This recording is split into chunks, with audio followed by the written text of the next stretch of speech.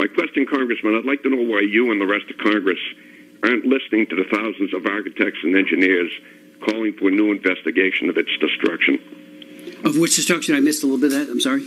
Building 7, 911. The 9/11 Commission, which I pushed very hard, looked at virtually every aspect of the terrible tragedy of 9/11. There's always remaining questions, and I think your question, needs further answer. How do you get that further answer then? Well, I think, probably more investigations on the part of maybe not government, but on, think tanks could be looking at it.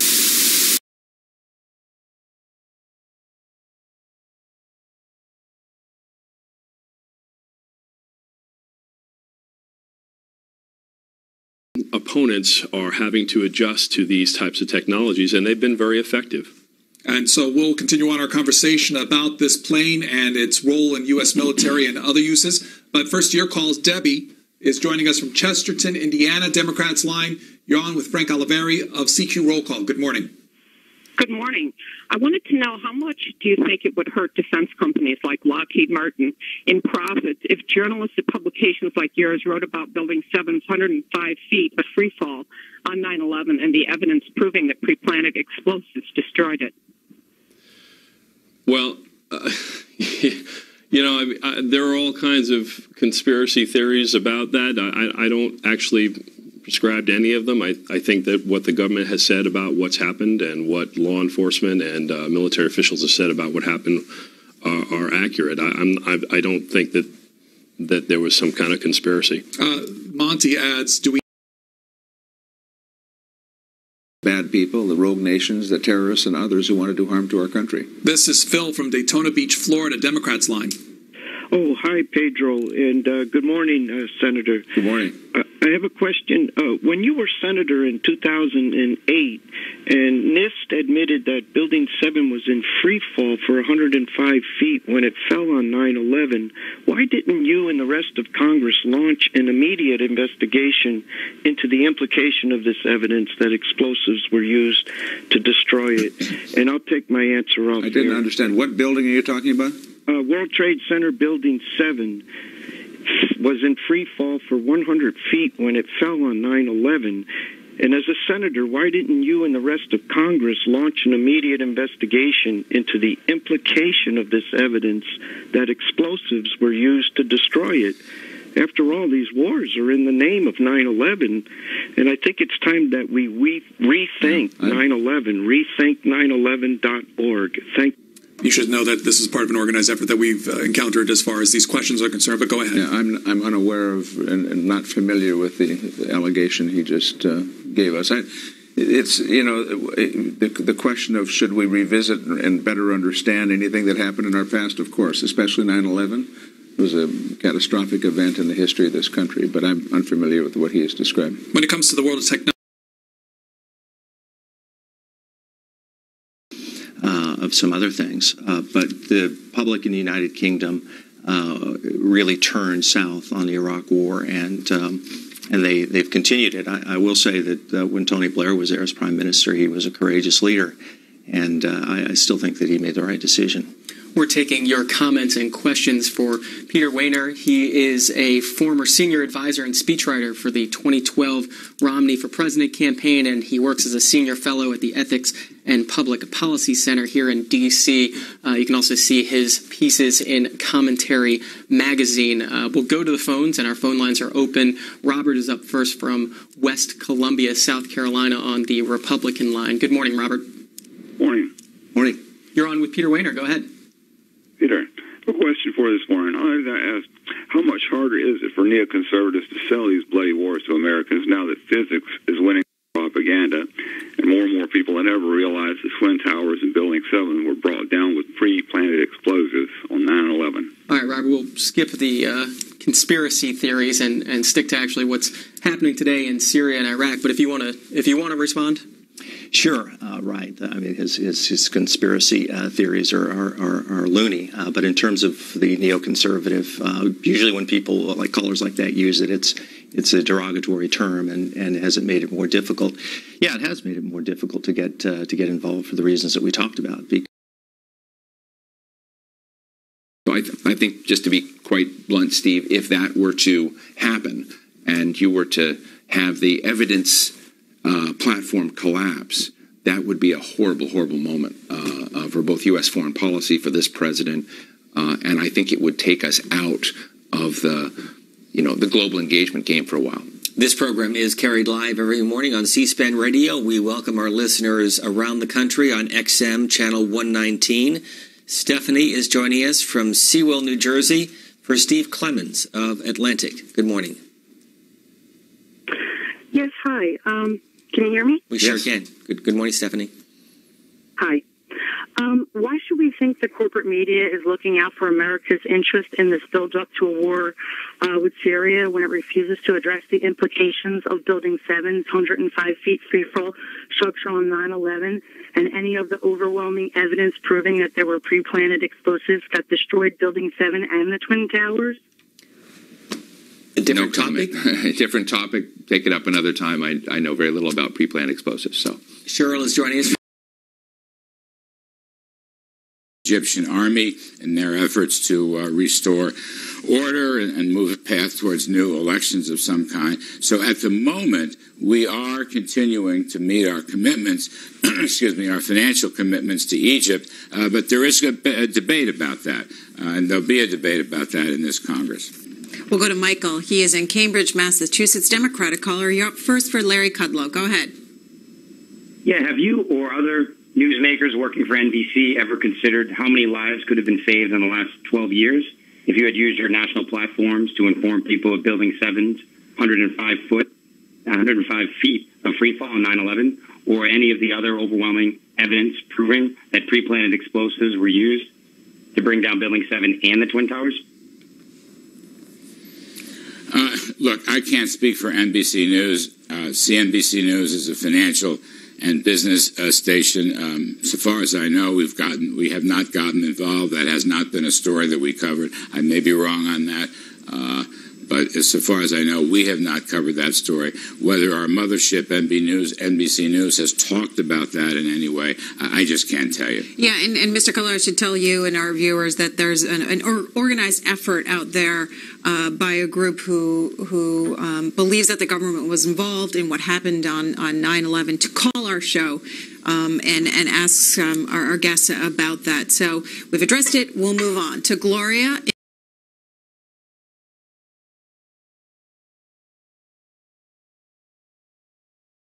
Our guest, retired General David Barno, and we are talking about potential military strategies when it comes to Iraq. Numbers will be up on the screen, and we'll begin taking your phone calls now with Wayne in Tariffville, Connecticut, Democrat. Hi, Wayne. Yeah, hi. Thank you so much for having me on. I have a question, I guess. First of all, I want to say thanks, General Barno. And my question is related to the General Scales op-ed piece about amateurism of the Obama administration. And I guess the question is, how long can our defense establishment ignore the real threats to our national security, which is Congress's refusal to address the scientific evidence proving that the Twin Towers in Building 7 were brought down by explosives on 9/11, and investigate who placed the explosives in those highly secure buildings? Now, the General and I both agree that the laws of physics apply every day. And from this we can understand the behavior of mortars, cruise missiles, and the dynamic destruction of buildings such as those that made from structural steel. So how long can we ignore the defense establishment ignore these real threats to our national security, which is our inability to figure out who done it? I think maybe a better way to look at that would be other threats to our security outside of the Syrian crisis, and there are certainly a wide range of those, and those extend from Al Qaeda's continued resurgence around the world and its power and its danger to American interests and to our facilities here in this country and our people at home. It's also in some ways the tremendous budgetary crisis that the military is in right now, and if you've read as much as I have, you realize that we've got large numbers of our flying wings that are sitting on the ground now, not training. We have Army units that are not allowed to do their normal rotational training to the big combat training centers because of sequestration. And so there's a significant impact right now on military readiness around the world because of the budget cuts. And all this is happening at the same time we're looking to become more engaged potentially in a conflict in Syria. So I think if we had military folks in here, certainly from the Pentagon around the table, they would say they're as worried about the impact on military capabilities by virtue of the budget cuts and how they're being rolled out here in the next several years as they are about other threats around the world. If the president came to the Just to remind the folks at home, if you want to ask our guest questions, 202-585-3880 for Democrats, 202-585-3881 for Republicans, 202-585-3882 for independents. Andy from New York, thanks for holding on. On a Republican line, you're on with Representative Chris Smith. Good morning. Thank you. Representative Smith, last time you were asked about Building 7's controlled demolition on 9/11, you said there are aspects of the 9/11 crime that remain unanswered. Now, given that 9/11 commissioners Lee Hamilton and Thomas Keene said they were set up to fail, and NIST admitted to Building 7's freefall in their report, how is it not Congress's place to reinvestigate the biggest mass murder in U.S. history? So, Representative, you should know there's an organized campaign asking about these questions, but go ahead. Well, again, I think 9/11 and Tom Keene and I thought Lee Hamilton, a bipartisan commission that I was one of the chief co-sponsors of the legislation to establish it, did a magnificent job in fleshing out. I held 2 hearings myself in follow-up to their findings. As they said in their report, the United States is safer, but it's not safe. And I think there will always be some remaining questions that we'll never get to the bottom of, but many of the questions that they raised, including our lack of intelligence, the stovepiping that led to dysfunction within our own capabilities to detect and then mitigate this terrible threat, and then it happened, of course. We're all in the process of trying to overcome that and make it work. Much of what was recommended in those recommendations is now law. Matter of fact, it was the Speaker who offered H.R. 1, Dennis Hastert, that took the findings and put them into law, and some were done administratively. Our guest joining us on Syria, this is Eric, Seattle. Edition of the Atlantic magazine is adapted from his new book, Camelot's Court Inside the Kennedy White House. And there's the commemorative edition there on your screen, marking the upcoming 50th anniversary of JFK's assassination. That's our topic for all of you. James Bennett, the editor-in-chief of the Atlantic, is with us. John in New Bern, North Carolina, Democratic caller. You're up first. John, go ahead.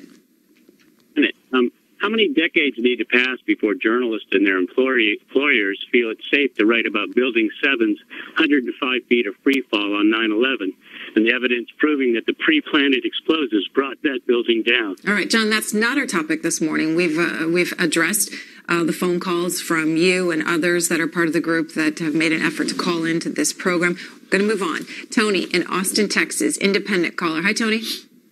Hi. Last year, I called in to C-SPAN on 9/11, as I do every year.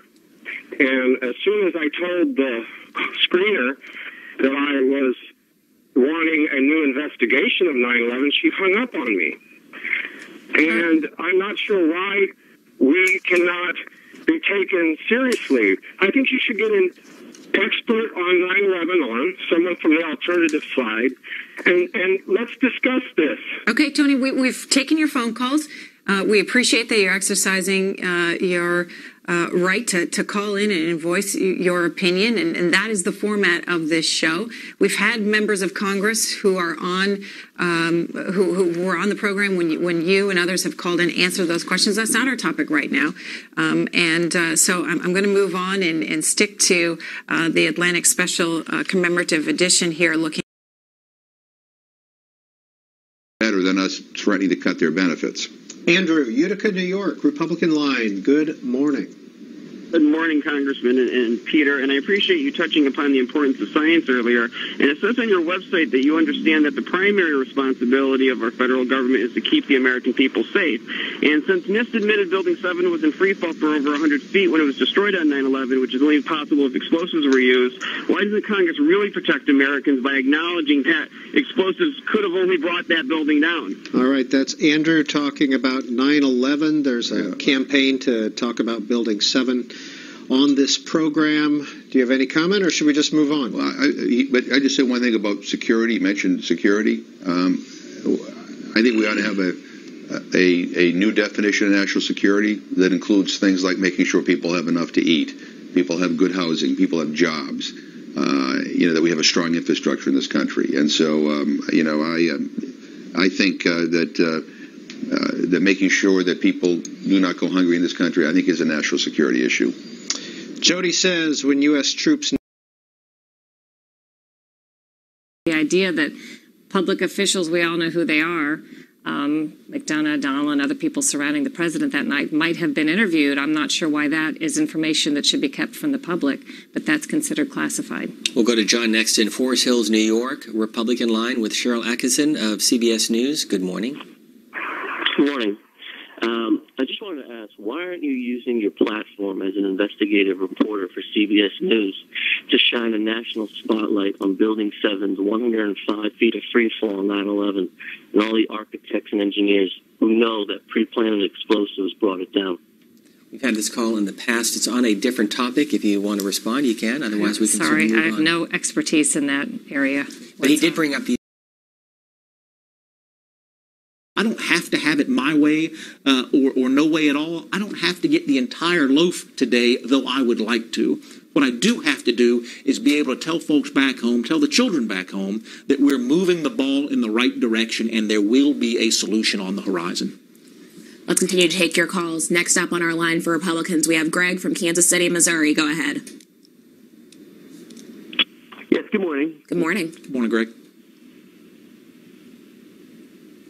Yeah, my question, Representative Woodall, can you please explain to Americans why they shouldn't believe that the government is already shut down due to the fact that federal institutions and Congress have refused to do their jobs by facing the overwhelming evidence that pre-planned explosives brought down Building 7 on 9/11? All right, we're going to go ahead and move on to our next caller. That'll be Al. We're very happy. First call is from Bill, Houston, Texas, Democrats line. Bill, you're on with Representative Jen Schakowsky. Good morning. Good morning.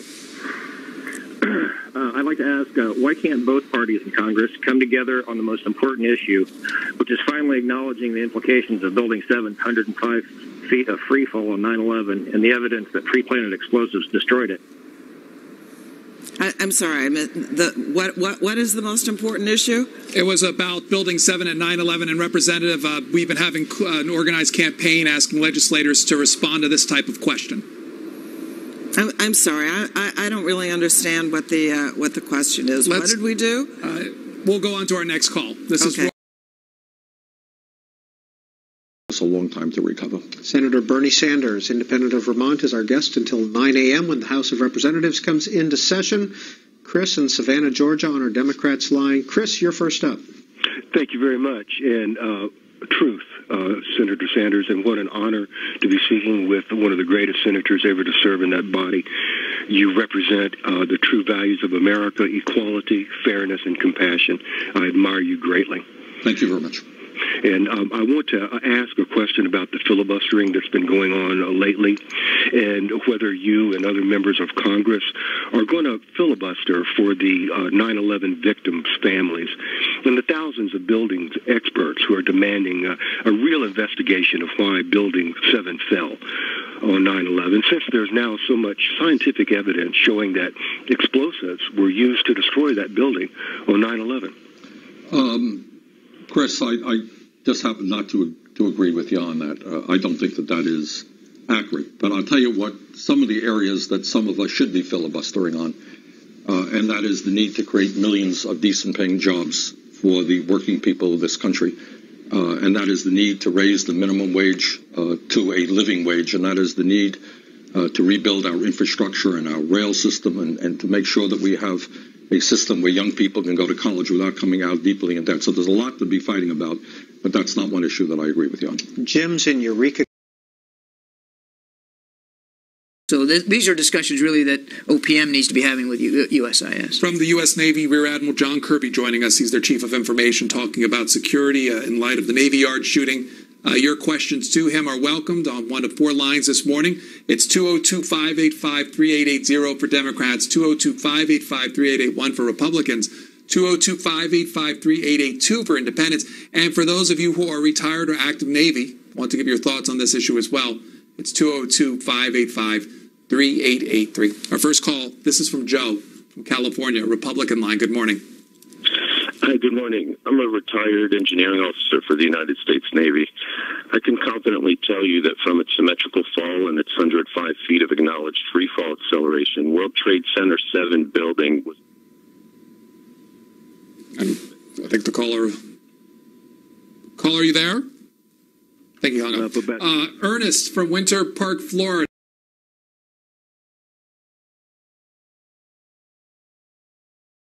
Systems doing to isolate it. Our guest, a veteran of the Bush White House, Juan Zarate, is also the author of Forging Democracy, a comparative study of the effects of U.S. foreign policy to the Central American democratization. He's a graduate of Harvard and Harvard Law School, and Gene is joining us from Joplin, Missouri. Republican line, good morning. Thanks for waiting. Hi. Juan, why didn't DHS make any attempt to find out who placed explosives throughout World Trade Center Building 7 when NIST admitted in 2008 that the building was in free fall for 8 stories when it was destroyed on 9/11? Only explosives can do that. Gene, it's a different topic, and we've focused on that in the past, but I appreciate you making the call and comment. We'll go to David next. Policymaker is something that I have to deal with, and I have to go in and weigh the benefits and make sure that their voice is being heard as well. Next up, let's go to Kathy in Woburn, Massachusetts, on our line for Republicans. Good morning. Morning. Congressman, are you aware that a third tower fell on 9/11 and thousands? All right, Kathy, we're going to actually stick to this topic today. Let's move on to our next. We're talking with Congressman Ron Kind, Democrat of Wisconsin, sits on the Ways and Means Committee, as he said. That's the tax writing committee. He's also the chairman of the New Democrat Coalition. Karen in Virginia Beach, Democratic caller. Hi, good morning. Such a volatile topic this morning, but I'd like to know, since there's more than sufficient evidence that Building 7 was brought down with explosives on 9/11 to warrant a new independent investigation of its destruction, why is Congress and the media ignoring the 9/11 victim family members and the thousands of building experts who are demanding one?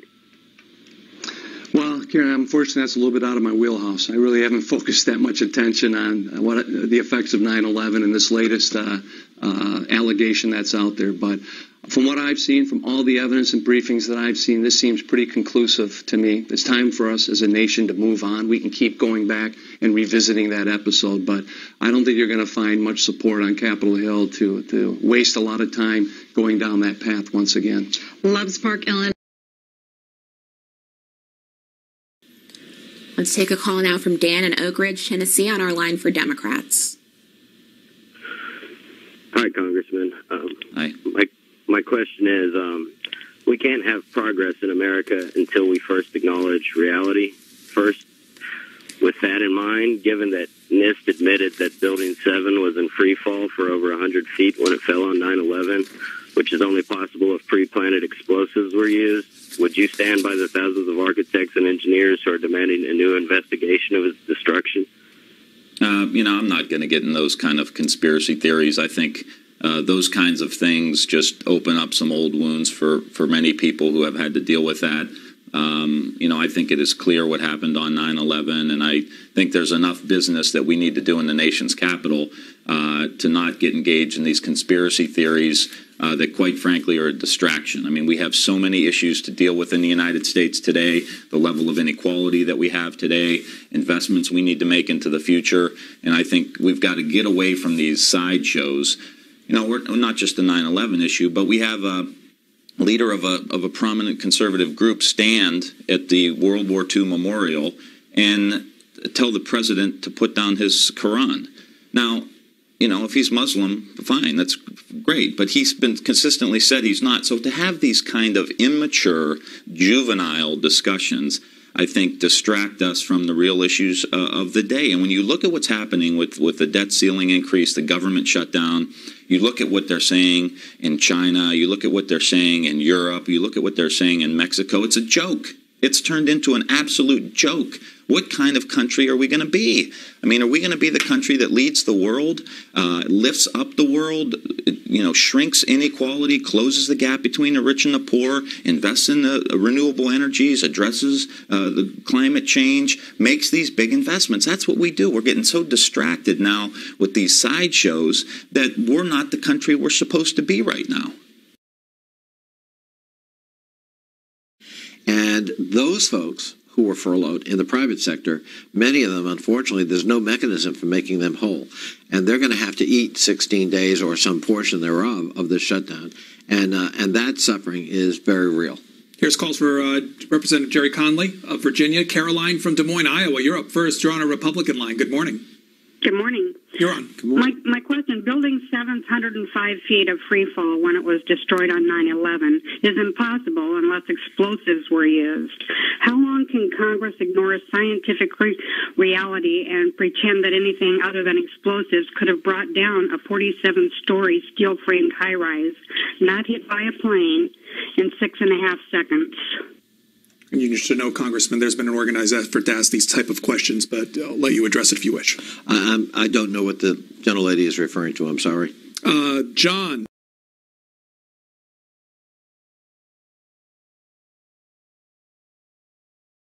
What is the most important issue? Building 7, 911.